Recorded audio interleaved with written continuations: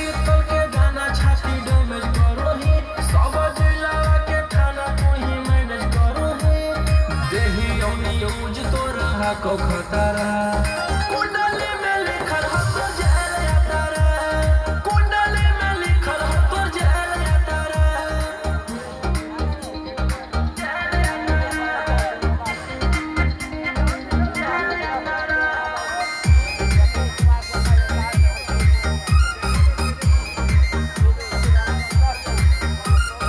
काले फॉर्च्यूनर हो काला करो बरावा मचैले हो कि पूरा तू बवंडर रे